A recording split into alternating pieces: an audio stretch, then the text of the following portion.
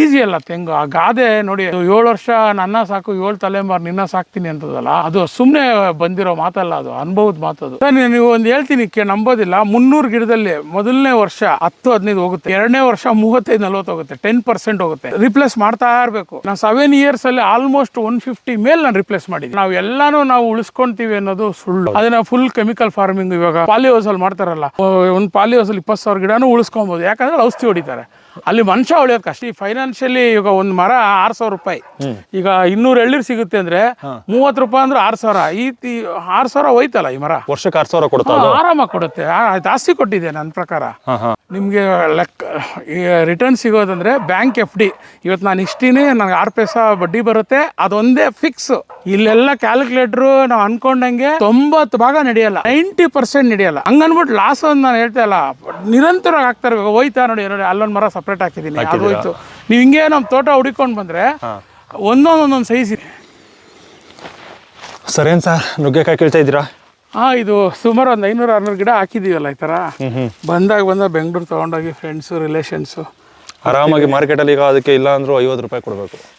ಕೊಡ್ಬೇಕು. ಮೊನ್ನೆ ಒಂದು ಮರ ಇದೆ ಅಲ್ಲಿ, ತೋರಿಸ್ತೀನಿ ನೀವು, ಭಾಗ್ಯ. ಇದು ನಾರ್ಮಲ್ ನಾಟಿ ತಳಿ ಇದು. ಇದು ನೋಡಿ ಮಾರ್ಕೆಟ್ ನೋಡಿ, ಎಕ್ಸಾಂಪಲ್ ತೋರಿಸಿ. ಇದು ಕೀಪಿಂಗ್ ಕ್ವಾಲಿಟಿ. ಇದು ಮಾರ್ಕೆಟಲ್ಲಿ ಇದೇ ಹೋಗೋದು, ನಾಟಿ. ಇದು ನೀವು ಅದು ಭಾಗ್ಯ ತಳಿನೇನೋ ಕೊಟ್ಟಿದ್ದಾರೆ. ಒಂದು ಹೆಚ್ಚು ಕಡಿಮೆ 1 ಮೀಟ್ರ್ ಬರುತ್ತೆ. ನಾನು ಇದು ಕಾರಲ್ಲಿ ತೊಗೊಂಡು ಬೆಂಗಳೂರಿಗೆ ಹೋಗೋ ಅಷ್ಟರಲ್ಲಿ ಒಂಥರ ಬಾಡೋದಂಗೆ ಆಗುತ್ತೆ. ಇದು ನೀವು 3 ದಿನ 4 ದಿನ ಈಚೆ ಇಟ್ಟಿದ್ದು ಬಾಡಲ್ಲ ಇದು. ನೋಡಿ, ಇದೆಲ್ಲ ಸುಮಾರಿದೆ. ಹುಡ್ಕೊಂಡು ಹೋದ್ರೆ ಇವಾಗ ಹೆಚ್ಚು ಕಡಿಮೆ ಒಂದು 50 kg ನುಗ್ಗೆಕಾಯಿ ಸಿಗುತ್ತೆ ನನಗೆ. ಈಗ 5.5 ಎಕರೆ 6 ಎಕರೆಯಲ್ಲಿ ನೀವು ತೆಂಗು ಹಾಕಿದ್ದೀರಾ? ಹೌದು. ಒಂದು 300 ಹಾಕಿದ್ದೀರಾ? 285 ಬಿದ್ದಿದೆ. 285. ಈಗ ನಿಮಗೆ ಅದ್ರ ಬಗ್ಗೆ ತುಂಬ ಎಕ್ಸ್ಪೀರಿಯನ್ಸು, ಅನುಭವ ತುಂಬ ಚೆನ್ನಾಗಿರುತ್ತೆ. ತೆಂಗನ್ನು ಬೆಳೆಯೋದು ತುಂಬ ಈಸಿನಾ ಕಷ್ಟನಾ? ಸರ್, ಕಷ್ಟನೇ. ಹೌದಾ? ತೆಂಗು ಕಷ್ಟನೇ, ತೆಂಗು ಸುಲಭ ಅಲ್ಲ. ಏನಿಗೆ ಮೊದಲನೇ ಪಾಯಿಂಟ್ ಹೇಳಿ, ತೆಂಗು ಬೆಳಿಬೇಕಂದ್ರೆ ಅನುಕೂಲಸ್ಥನೇ ಫಸ್ಟು. ಏನಕ್ಕೆ ನೀರು ಇರಬೇಕು. ನೀರು ಹೊಳೆ ನಂಬ್ಕೊಂಡು ನೀರು, ಆ ನೀರು ಮಳೆ ನಂಬ್ಕೊಂಡು ಇದು ನೀರು ಆಗಲ್ಲ. ತೆಂಗು ಬೋರ್ ಇರಬೇಕು, ಇಲ್ಲಾಂದರೆ ನ್ಯಾಚುರಲ್ ಬಾವಿ ಇರಬೇಕು. ಸೊ ಅಲ್ಲೇ ಬಂತು ಫೈನಾನ್ಷಿಯಲ್ ಪ್ರಾಬ್ಲಮ್ಮು. ಅದು ದಾಟಿ ಬಂದಮೇಲೂ ಇದಕ್ಕೆ ವಾಟರ್ ಮ್ಯಾನೇಜ್ಮೆಂಟು. ನಾನು ಸಿಟಿಯಲ್ಲಿದ್ದು ಪ್ರತಿ ವಾರ ಬಂದು ನೀರು ಹಾಯಿಸ್ತೀಯಾ, ಓಕೆ, ಅದು ಮಾಡ್ಬೋದು.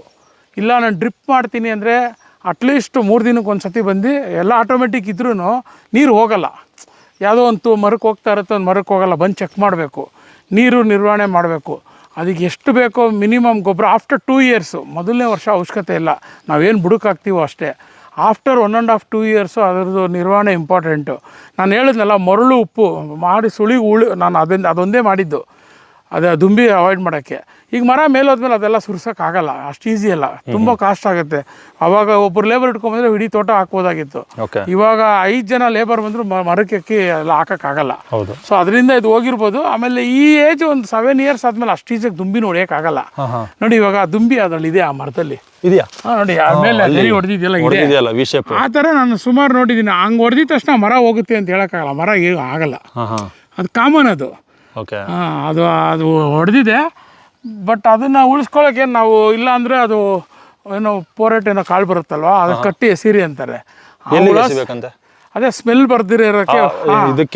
ಇವಾಗ ಎಲ್ಲ ಮರಕ್ಕೂ ನಾನು ಹಾಕಿರೋ ಒಂದು 20 kg ಹಾಕಬೇಕು ಸುಳಿಗೆ. ಅದು ಒಂದು ದಾರದಲ್ಲಿ ಕಟ್ಟು ಹಾಕಿ ಅಂತಾರೆ. ಇವಾಗ ನಾವು ಅಕ್ಕಿ ಎತ್ತಿಕಕ್ಕೆ ಮೂಟೆಗೆ ಹಾಕಲ್ವ, ಫುಲ್ ತೋಟ ಪೂರ್ತಿ ಅದೇ ವಾಸನೆ. ನಾನು ಹೆಂಗೆ ಬಂದಿರಲಿ? ಅದು ರಾಸಾಯನಿಕ. ಹೌದು, ತುಂಬಾ ಕೆಮಿಕಲ್. ಅದು ತುಂಬಾ ಹೈಲಿ ಪಾಯ್ಸನಸ್. ಅದ್ರ ವಾಸನೆ ಬರಲ್ಲ ಅಂತಾನೆ ಅದು ಹಾಕಿ. ಹೌದು, ಆ ವಾಸನೆ ನಾನೇ ಕುಡಿಬೇಕು. ಬೇಡ ಅಂತ ಹೋದ್ರೆ ಹೋಗ್ಲಿ, ಏನು ಮಾಡೋಕ್ಕಾಗಲ್ಲ. ಆ ವಿಚಾರದಲ್ಲಿ ಹೇಳ್ತಾರೆ, ಇದು ಕಷ್ಟ ಅಂದರೆ ಮೇಂಟೈನ್ ಮಾಡಬೇಕು. ಅಷ್ಟು ಈಸಿ ಅಲ್ಲ ತೆಂಗು. ಆ ಗಾದೆ ನೋಡಿ, ಅದು 7 ವರ್ಷ ನನ್ನ ಸಾಕು 7 ತಲೆಮಾರು ನಿನ್ನ ಸಾಕ್ತೀನಿ ಅಂತದಲ್ಲ, ಅದು ಸುಮ್ಮನೆ ಬಂದಿರೋ ಮಾತಲ್ಲ, ಅದು ಅನುಭವದ ಮಾತದು. ಕಷ್ಟ ಇದೆ ಸರ್, ಸುಲಭ ಅಂತ. ಒಂದೊಂದು ಮರಗಳು ಆ ರೀತಿ ಫುಲ್ ಫಲ ಇದೆ. ಹೌದು, ಒಂದೊಂದು ಮರದಲ್ಲಿ ಕಡಿಮೆ ಇದೆ, ಒಂದೊಂದು ಕಮ್ಮಿನೇ ಇದೆ, ಒಂದೊಂದು ಈ ರೀತಿ ಹೋಗಿದೆ ಸರ್. ನೀವು ಒಂದು ಹೇಳ್ತೀನಿ ನಂಬೋದಿಲ್ಲ, 300 ಗಿಡದಲ್ಲಿ ಮೊದಲನೇ ವರ್ಷ 10-15 ಹೋಗುತ್ತೆ, ಎರಡನೇ ವರ್ಷ 35-40 ಹೋಗುತ್ತೆ, 10% ಹೋಗುತ್ತೆ. ರಿಪ್ಲೇಸ್ ಮಾಡ್ತಾ ಇರಬೇಕು. ನಾನು 7 ಇಯರ್ಸಲ್ಲಿ ಆಲ್ಮೋಸ್ಟ್ 150 ಮೇಲೆ ನಾನು ರಿಪ್ಲೇಸ್ ಮಾಡಿದ್ದೀನಿ. 150 ಅಂದರೆ 50% ಮಾಡಿದ್ದೀನಿ. ಅಂದ್ರೆ ಇದನ್ನು ಈಗ ರೀಸೆಂಟ್ ಆಗಿ ರಿಪ್ಲೇಸ್ ಮಾಡಿ ಹೌದು, ಇದು 2 years ಬ್ಯಾಕ್ ಹಾಕಿರೋದು, ಇದು 2.5 years ಬ್ಯಾಕ್ ಹಾಕಿರೋದು. ಇದಕ್ಕೂ ಉಪ್ಪು ಮತ್ತೆ ಮರಳು ಮಿಕ್ಸ್ ಮಾಡಿ ಈಗ ಹಾಕ್ಬೇಕು, ಇದು ಹಾಕಿಲ್ಲ ಅಂದ್ರೆ ಉಳಿಯಲ್ಲ ಇದು. ಇಲ್ಲ ಹಾಕ್ತಿರಲ್ಲ, ಇಲ್ಲಿ ಮಾಡ್ಬಿಟ್ಟು ಹಿಂಗ್ ಸುಳಿ ಅಗಲ ಮಾಡಿ ಬೆಳಗಿನ ಟೈಮ್ನಲ್ಲಿ ಇನ್ನೊಂದ್ ಸ್ವಲ್ಪ ದೊಡ್ಡದಾದಾಗ ಇಲ್ಲಿ ಸ್ವಲ್ಪ ಹಾಕ್ಬೇಕು. ಇವಾಗ ಅಷ್ಟು ಈಸಿ ಹೊಡಿಯಲ್ಲ. ಈಗಲೂ ಹಾಕ್ಬೋದು, ಯಾಕಂದ್ರೆ ಪಿಪಿ ಗರಿ ಬಂದಿದೆ, ಬಟ್ ಇವಾಗ ಹೋಗಿ ಹೊಡಿಯಲ್ಲ ಅದಕ್ಕೆ, ಅದ್ರಲ್ಲಿ ಏನು ಸಿಗಲ್ಲ ಅದಕ್ಕೆ. ಇನ್ನು ಸ್ವಲ್ಪ ದಪ್ಪ ಆದ್ಮೇಲೆ ಸ್ಟಾರ್ಟ್ ಆಗುತ್ತೆ. ಓಕೆ, ಅಂತಂದ್ರೆ ಈಗ ಮರಳು ಮತ್ತೆ ಮಿಕ್ಸ್ ಮಾಡ್ಕೊಂಡು ಮರಳು ಉಪ್ಪು ಸಾರು ಉಪ್ಪು ಅಷ್ಟೇ. ಉಪ್ಪು ಅಂದ್ರೆ ಹಳ್ಳುಪ್ಪು ಮಿಕ್ಸ್ ಮಾಡ್ಕೊಂಡು ಹಾಕ್ಬಿಟ್ಟು ಅದ್ ಮೇಲೆ ಹಾಕ್ದಾಗ ಏನಾಗುತ್ತೆ, ಆ ಮರಳು ಸೌಂಡ್ಗೆ ಅದು ಇರಲ್ಲ, ಅದು ಗಿಸಿ ಹಂಗೆ ಈಚೆ ಬರುತ್ತೆ. ಈಚೆ ಬಂದು ಅದು ಜಾಸ್ತಿ ಹೊತ್ತು ಬದುಕೋಕ್ಕಾಗಲ್ಲ. ಒಂದು 24 hours 2 years ಸತ್ತೋಗ್ಬಿಡುತ್ತೆ. ಅದು ಒಳಗಡೆ ಇದ್ರೇ ಬದುಕೋದು. ಆಚೆ ಬಂದ್ರೆ ನೀವು ಲೈಟ್ ಹಾಕಿದ್ರೆ ಸಾಕು. ಆಮೇಲೆ ಈ ಸೋಲಾರ್ ಟ್ರ್ಯಾಪ್ ಬರ್ತದಲ್ಲ, ಅದು ಸ್ವಲ್ಪ ಹೆಲ್ಪ್ ಆಗುತ್ತೆ ಅದೆಲ್ಲ ಹಾಕಿದ್ರೆ. ಬಟ್ ಅದ್ರಲ್ಲಿ ಏನಂದ್ರೆ ಒಳ್ಳೆ ಕೀಟಗಳು ಜಾಸ್ತಿ ಸತ್ತೋಗ್ಬಿಡುತ್ತೆ. ಪರಾವಲಂಬಿ ಮಿತ್ರ ಕೀಟನೂ ಸತ್ತೋಗ್ಬಿಡುತ್ತೆ. ನಾನು ಅದಕ್ಕೆ ನಾನು ಇಟ್ಟಿಲ್ಲ. ಅದೇ ನಾವು ರಾತ್ರಿ ಎಲ್ಲ ನಮ್ಗೆ ಚಿರತೆ ಬರುತ್ತೆ ಅಂದ್ಬಿಟ್ಟು ನಾನು ಲೈಟ್ ಹಾಕಿರ್ತೀನಲ್ಲ, ಒಂದು 7-8 ಲೈಟು, ಅಲ್ಲಿ ಬಂದು ಸಾಯ್ತವೆ. ಸಿಕ್ಕಿ ತುಳಿತಾ ಇರ್ತೀವಿ. ಬಟ್ ಏನು ಮಾಡೋಕ್ಕಾಗಲ್ಲ, ನಾವು ಉಳಿಸ್ಕೊಳ್ತೀವಿ ಅನ್ನೋದು ಸುಳ್ಳು. ಅದನ್ನ ಫುಲ್ ಕೆಮಿಕಲ್ ಫಾರ್ಮಿಂಗ್ ಇವಾಗ ಪಾಲಿಹೌಸಲ್ಲಿ ಮಾಡ್ತಾರಲ್ಲ, ಒಂದು ಪಾಲಿಹೌಸಲ್ಲಿ 20,000 ಗಿಡನೂ ಉಳಿಸ್ಕೊಬೋದು. ಯಾಕಂದ್ರೆ ಔಷಧಿ ಹೊಡಿತಾರೆ. ಅಲ್ಲಿ ಮನುಷ್ಯ ಉಳಿಯೋದು ಕಷ್ಟ ಅಷ್ಟೇ. ನನ್ಗನ್ಸುತ್ತೆ ಇದು ಕೆಟ್ಟವ್ರಿಗೆ ಕಾಲ. ಇದು ಒಳ್ಳೆ ತಂದಲ್ಲಿ ಬದುಕ್ತೀನಿ ಅಂದ್ರೆ ಕಾಲ ಅಲ್ಲ ಅದು. ಕೇಳಿ, ನಾನು ಈ ತೆಂಗನ್ ಬೆಳೆಸ್ತೀನಿ ಅಂದ್ರೆ ಒಳ್ಳೆ ತಂದಲ್ಲಿ ಬೆಳೆಸ್ತೀನಿ ಅಂದ್ರೆ ಇದು ಬೇಗ ಬರಲ್ಲ. ಕೆಟ್ಟ ತಂದಲ್ಲಿ ಬೆಳೆಸ್ತೀನಿ ಅಂದ್ರೆ ಬೇಗ ಬರುತ್ತೆ. ನೀವು ಅದಕ್ಕೆ ಏನೇನ್ ಬೇಕು ಶಿಫಾರಸ್ ಮಾಡಿರೋದೆಲ್ಲ ಹೊಡ್ಕೊಂಡು ಹೋದ್ರೆ ಉಳಿಸ್ಕೊಬೋದು. ಏನೋ ನಾನು ಮಾಡಿಲ್ಲ. ಈ ತೋಟಗಾರಿಕೆ ಇಲಾಖೆಯವ್ರು ಹೇಳ್ತಾರಲ್ಲ, ಆ ಥರ ಎಲ್ಲ ನಾವು ಅವ್ರನ್ನ ಫಾಲೋ ಮಾಡ್ಕೊ ಹೋದ್ರೆ. ಬಟ್ ತೋಟಗಾರಿಕೆಯವರು ತೆಂಗು ವಿಚಾರದಲ್ಲಿ ಅವರು ಕೆಮಿಕಲ್ ಏನು ರೆಕಮೆಂಡ್ ಮಾಡಲ್ಲ. ಈಗ ನುಸಿಗೆ ಅದೇನೋ ಅದೆಲ್ಲ ಕೂಡ ಕೇಳಿದ್ದಾರೆ. ನುಸಿ ಅದು ಡಿಪೆಂಡ್, ಮಾರ್ಕೆಟ್ ನಿಮ್ಗೆ ಹೆಂಗಿದೆ ಅದ್ರ ಮೇಲೆ. ನುಸಿ ಚೆನ್ನಾಗಿ ಮಳೆ ಆದರೆ ನುಸಿ ಆಟೋಮೆಟಿಕ್ ಹೋಗುತ್ತೆ. ಮಳೆ ಇಂಪಾರ್ಟೆಂಟು. ಮಳೆ ಇದ್ದರೆ ನುಸಿ ಅಷ್ಟು ಈಸಿ ಬರಲ್ಲ ಅಂತ ನನ್ನ. ಈಗ ಎಷ್ಟು ದಿನಕ್ಕೊಂದ್ಸಲ ಹಾಕ್ತೀರಾ ಆ ಥರ? ಏನು ಮಿಕ್ಸ್ ಮಾಡಿ ಪ್ರತಿ ತಿಂಗಳು ಹಾಕ್ಬೇಕು. ಮರಳು ಮತ್ತು 2 ವರ್ಷದಿಂದ 4 ವರ್ಷದವರೆಗೂ ಪ್ರತಿ ತಿಂಗಳು ಹಾಕಿದ್ರೆ, ಯಾಕಂದ್ರೆ ಅದು ಹಾಕಿರ್ತೀರಾ, ಆ ಉಪ್ಪು ಇದಕ್ಕೆ ಕರ್ಗೋಗುತ್ತೆ. ಮರಳು ಮಳೆ ಆಗಿದ ತಕ್ಷಣ ಕೆಳಗಡೆ ಬರುತ್ತೆ, ತಿರ್ಗಾ ಗರಿ ಮೇಲೆ ಬರ್ತಾ ಈಚೆ ಬಿದ್ದೋಗುತ್ತೆ. ಇಲ್ಲ ಅಟ್ಲೀಸ್ಟ್ 2 months ಒಂದ್ಸತಿ ಹಾಕಿದ್ರೆ ಏನೊಂದು ನಾನು ಹೇಳ್ತಾ ಇರೋದು, ಒಂದು ಗಿಡಕ್ಕೆ 100 ಗ್ರಾಮ್ ಉಪ್ಪು ತಗೊಳುತ್ತೆ ಅಷ್ಟೇ. ಆ ಉಪ್ಪು ತುಂಬ ಇದಕ್ಕೆ ಒಳ್ಳೆ ಸೋರ್ಸ್ ಆಫ್ ವಿಟಮಿನ್ ಸಿಗುತ್ತೆ ಇದಕ್ಕೆ, ಗಿಡಗಳಿಗೆ ಮಿನರಲ್ಸು. ಆ ಉಪ್ಪಲ್ಲಿ ಇರುತ್ತಲ್ಲ, ಉಪ್ಪಲ್ಲಿ ಎಷ್ಟೋ ಅಂಶ ಇರುತ್ತೆ, ಅಯೋಡಿನ್, ಅದೆಲ್ಲ ಹೆಲ್ಪ್ ಆಗುತ್ತೆ. ಅಂದ್ರೆ ಕೆಳಗೂ ಹಾಕ್ತೀರಾ ಏನಾರು? ಇಲ್ಲ, ಬರೀ ಮೇಲೆ ಹಾಕಲ್ಲ. ಮೇಲೆ ಹಾಕಿದಾಗ 25% ಒಳಗೆ ಬೀಳೋದು, 30% ಕೆಳಗೆ ಬೀಳೋದು. ಅದು ಗಿಡಕ್ಕೆ ಏನು ಬೇಕು ಅಷ್ಟೇ ಅದು ಬೀಳುತ್ತೆ. ಓಕೆ ಸರ್, ನೀವು ಈ ರೀತಿ ತೆಂಗಿನ ಬೆಳೆಸ್ಬಿಟ್ಟು ಹೋದಾಗ ನಿಮಗೆ ತಡೆಯಲಾರದಷ್ಟು ದುಃಖ. ಸ್ಟಾರ್ಟಿಂಗು ಈ ಕುರಿ ಸತ್ರ ದುಃಖ ಆಗಲ್ಲ. ಈ ಗಿಡ ಸತ್ರ ಅದೇ ಈಗ ತುಂಬ 150 ಗಿಡ ಹೇಳಿದ್ಮೇಲೆ 150 ಹೋಗಿದೆ. 151ಕ್ಕೂ ಹತ್ರ ನಂದೇ ವೀಕ್ ಮೈಂಡೆಡ್ ಅನ್ಕೊಂತೀನಿ. ಓಕೆ, ಬೇಜಾರಾಗುತ್ತೆ. ಫೈನಾನ್ಷಿಯಲಿ ಈಗ ಒಂದು ಮರ 6,000 ರೂಪಾಯಿ, ಈಗ 200 ಎಳ್ನೀರು ಸಿಗುತ್ತೆ ಅಂದ್ರೆ 30 ರೂಪಾಯಿ ಅಂದ್ರೆ 6,000. ಈ 6,000 ಹೋಯ್ತಲ್ಲ, ಈ ಮರ ವರ್ಷಕ್ಕೆ 6,000 ಕೊಡುತ್ತೆ, ಆರಾಮಾಗಿ ಕೊಡುತ್ತೆ. ಜಾಸ್ತಿ ಕೊಟ್ಟಿದೆ ನನ್ನ ಪ್ರಕಾರ. ಈಗ ನೋಡಿ, ಇದೊಂದೇ ಗೊನೆ ಬೇಕಾದ್ರೆ ನಿಮ್ಮ ಮುಂದೆ ಕಡ್ದು ಕೌಂಟ್ ಮಾಡೋಣ, 40-45 ಇದೆ. 7-8 ಗಣೆ ಸಿಗುತ್ತೆ ವರ್ಷಕ್ಕೆ. ಓಕೆ, ಲೆಕ್ಕ ಹಾಕೊಳ್ಳಿ. 200 ಎಳ್ನೀರು ಸಿಗುತ್ತೆ, ಆವ್ರೇಜ್ ಎಳ್ನೀರು ಕುಯ್ದ್ರೆ. ಕಾಯಿ ಬಿಟ್ರೆ ಒಂದು 10-20 ಕಡಿಮೆ ಸಿಗ್ಬೋದು. ಎಳ್ನೀರು 200 ಸಿಗುತ್ತೆ. ಬೇಡ, ನೀವು 150 ಹಾಕೊಳ್ಳಿ, 150 × 30 ಹಾಕೊಳ್ಳಿ, ವರ್ಷ ಪೂರ್ತಿ ಆವ್ರೇಜ್ 4,500 ಹೋಯ್ತಲ್ಲ. 5,000 7 years ಹೋಯ್ತು. ಈಗ ನೆಕ್ಸ್ಟ್ 7 ವರ್ಷಕ್ಕೆ ನನ್ನ ಮರ ಬರುತ್ತೆ. ನಾವು ಲೈಫ್ 7 ವರ್ಷ ಬೆಳೆಯೋವರೆಗೂ 7 ವರ್ಷದಲ್ಲಿ ಆ ಜಾಗದಲ್ಲಿ ಏನು ಬೆಳೆಯೋಕ್ಕಾಗಲ್ಲ. 7 years ಅಂದ್ರೆ ಅಲ್ಲಿ 30,000 ಹೋಯ್ತಲ್ಲ. ಆ ಥರ ಒಂದು 20 ಮರ ಹೋದ್ರೆ ಎಲ್ಲ ಹಿಂಗೆ ಎಲ್ಲ ಪೈಸನೇ ಲೆಕ್ಕ. ಇದು ತುಂಬಾ ಜನ ಅನ್ಕೊಬಿಟ್ಟಿರ್ತಾರೆ, ಒಂದು 100 ಗಿಡ ಹಾಕ್ಬಿಡೋಣ ತೆಂಗು, 6-7 ಲಕ್ಷ ರೂಪಾಯಿ ತಗೋಬಿಡೋಣ ವರ್ಷ. ಅದೆಲ್ಲ ಅನ್ಕೋಬಹುದು ಅಷ್ಟೇ. ಕ್ಯಾಲ್ಕುಲೇಟ್ರಲ್ಲಿ ಹಾಕೊಂಡಂಗೆ ನಿಮಗೆ ಲೆಕ್ಕ ರಿಟರ್ನ್ ಸಿಗೋದಂದ್ರೆ ಬ್ಯಾಂಕ್ FD. ಇವತ್ತು ನಾನು ಇಷ್ಟಿನೇ, ನನಗೆ 6 ಪೈಸಾ ಬಡ್ಡಿ ಬರುತ್ತೆ, ಅದೊಂದೇ ಫಿಕ್ಸ್ ಬರುತ್ತೆ.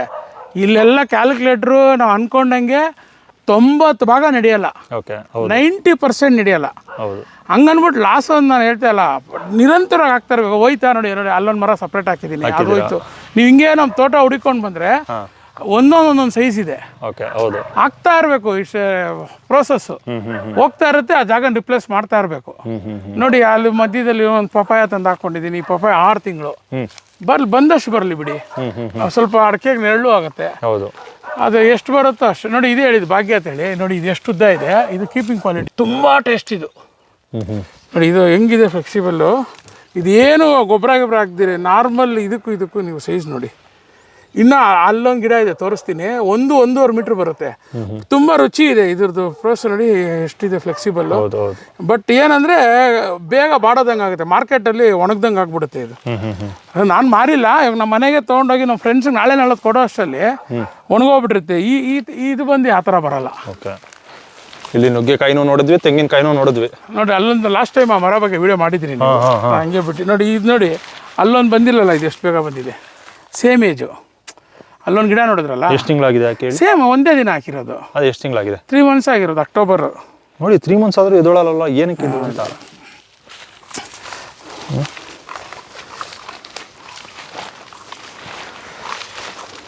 ಇದು ಅದಕ್ಕೇನೆ ಹೋಗಿರೋದು? ಅದೇ ಹೋಗಿರೋದು. ಇದು 2 ಹೋಗಿದೆ ನೋಡಿ.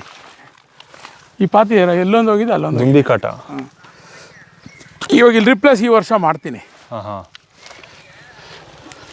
ಇನ್ನು ಎಷ್ಟು ಗಿಡಗಳು ಕೂರ್ತವೆ ಅಂದರೆ? ಇನ್ನೊಂದು 4 ಹಾಕ್ಬೇಕಷ್ಟೇ. ಇವಾಗ ಇವೆರಡು, ಅದೊಂದು ಈ ಪಾತಿಯಲ್ಲೇ ನಮ್ಮ ಊರು ಹೋಗಿದೆ. ನಾನು ಅದೇ ಈ ಪಾತಿಯಲ್ಲಿ ಇನ್ನೊಂದು ಸ್ವಲ್ಪ ಈ ನಮ್ಮ ರಿಸಾರ್ಟ್ ಅಂದರೆ ಫಾರ್ಮ್ ಟೂರ್, ಅಗ್ರಿ ಟೂರ್ ಮಾಡ್ತಾ ಇರೋದ್ರಿಂದ ಅದು ಸ್ವಲ್ಪ ನನಗೆ ಒಂದು ತಿಂಗ್ಳಿಗೆ 2-3 ಅಗ್ರಿ ಟೂರು, ನಮ್ಮ ರೈತ ಸಂಪರ್ಕ ಇಲ್ಲ ಅಲ್ಲಿಂದ ಎಲ್ಲ ಬರ್ತಾರೆ, ಫಾರ್ಮರ್ಸು ಇವರು ಬರ್ತಾರೆ. ಸೊ ಅದಕ್ಕೆ ಎಲ್ಲೆಲ್ಲಿ ಮರ ಹೋಗಿದೆಯೋ ಅಲ್ಲಿ ಒಂದು ಚಿಕ್ಕದಾಗ ಒಂದು ರೂಮ್ ಥರನೇ ಕಟ್ಟೋಣ ಅಂತ ಒಂದು ಕಾನ್ಸೆಪ್ಟ್ ಇದೆ. ಬಟ್ ಅದಕ್ಕೆ ನೋಡೋಣ ಅಂತ ಇದಕ್ಕೆಲ್ಲ ಪೆಂಡಿಂಗ್ ಇಟ್ಕೊಂಡಿದ್ದೀನಿ. ಒಂದು ಪಾತಿಗೆ ಒಂದು ಸಿಂಗಲ್ ಬೆಡ್ರೂಮ್ ಥರ, ಬರೀ ಹಾಲು ಕಿಚನ್ ಥರ ಮಾಡೋಣ ಅಂತ ಒಂದು ಕಾನ್ಸೆಪ್ಟ್ ಇದೆ. ಬಟ್ ಏನಂದರೆ ಅದು ರಿಟರ್ನ್ಸ್ ಬರೋಲ್ಲ. ಒಂದು 5 ಲಕ್ಷ ಹಾಕಿದ್ರೆ ದುಡಿಯೋಕ್ಕಾಗಲ್ಲ. ನಮ್ಗೆ ಇನ್ನೊಂದು ರೂಮ್ ಬೇಕು, ಶಾರ್ಟೇಜ್ ಆಗ್ತಾಯಿದೆ. ಎಲ್ಲನೂ ಮಾಡೋಣ ಅಂತ ಆ ಮರದೇ ಪ್ಲ್ಯಾನ್ ಇಟ್ಕೊಂಡಿದ್ದೀನಿ. ಈಗ ನಂದು ಫಾರ್ಮಲ್ಲಿ ಈ ಸಂಪಾದನೆ ಅಲ್ದಿರೆ ಈಗ ಅಗ್ರಿ ಟೂರ್ ಅಂತ ಅಂದರೆ ಈ ಫಾರ್ಮ್ ಕಂಪ್ಲೀಟ್ ಹಳ್ಳಿ ವಾತಾವರಣ ಬೇಕು ಅನ್ನೋರಿಗೆ ನಮ್ಮದೇ ತೋಟ, ಬರೀ ನಮ್ಮ ಫ್ರೆಂಡ್ಸು, ನಮ್ಮ ಫ್ಯಾಮಿಲಿ ಸರ್ಕಲ್ಗೆ ಕೊಡ್ತೀನಿ ಬಾಡಿಗೆಗೆ. ವೀಕೆಂಡ್ಗೆ, ಸ್ಯಾಟರ್ಡೆ ಸಂಡೇ ಬಂದ್ಬಿಟ್ಟು ಅವ್ರ ಹಸು, ಕುರಿ, ಕೋಳಿ ಬಗ್ಗೆ ನಾಲೆಜ್ ಬರುತ್ತೆ. ಇಲ್ಲ ಹೊಸ್ದಾಗಿ ಫಾರ್ಮ್ ಮಾಡೋರು ನಮ್ದೊಂದು ಎಕ್ಸ್ಪೀರಿಯನ್ಸ್ ತೊಗೊಂಡು ಅವರು ಬಂದು ತಂಗ್ಬೋದು. ಅವರು ಬಂದು ತಂಗ್ಬೋದು. ತುಂಬ ಕಾಸ್ಟು, ಬರೀ per day 250 rupees. Saturday Sunday 500 charge. ಏನಂದರೆ ಫುಡ್ ಕೊಡಲ್ಲ, ಅವರೇ ಮಾಡ್ಕೊಂಡು ತಿನ್ಕೊಬೇಕು. ಯಾಕಂದರೆ ನಾವು ಅದೊಂದು ತಲೆನೋ ನಮ್ಗೆ ಇಷ್ಟ ಇಲ್ಲ, ಏನಾರು ಸುಮ್ಮನೆ ಹಾಕಬೇಕು. ಹೌದು, ಅದರಿಂದ ಗ್ರೂಪ್ ಬುಕ್ಕಿಂಗ್ ಮಾಡಿಕೊಂಡು ಫ್ಯಾಮಿಲಿಗೆ ಪ್ರಿಫರ್ ಮಾಡ್ತೀನಿ. ಈಗ ಈ ಬಂದಿರೋದ್ರಿಂದ ಏನಂದರೆ ಫಾರ್ಮಿಂಗ್ ಬಗ್ಗೆ ತಿಳ್ಕೊಬೋದು, ತೋಟದ ಬಗ್ಗೆ ತಿಳ್ಕೊಬೋದು. ಲೋ ಕಾಸ್ಟು ಎಲ್ಲರಿಗೂ ಇರುತ್ತೆ. ಲಕ್ಸುರಿ ಫಾರ್ಮ್ ಹೌಸೇ ಕಟ್ಕೊಳ್ಬೇಕಾ, ಇಲ್ಲ ಇಷ್ಟು ಕಾಸ್ಟ್ ಎಫೆಕ್ಟಿವ್ ಮನೇನು ವಾಸ ಮಾಡ್ಬೋದು ಅನ್ನೋದಕ್ಕೆ ಅವ್ರು ಇಲ್ಲಿದ್ದರೆ ಗೊತ್ತಾಗುತ್ತೆ. ಒಂದು ಕಾಸ್ಟ್ ಎಫೆಕ್ಟಿವ್ ಮನೆ ಅವ್ರು ಕಟ್ಟೋದಕ್ಕೆ ಒಂದು ಐಡಿಯಾ ಬರುತ್ತೆ.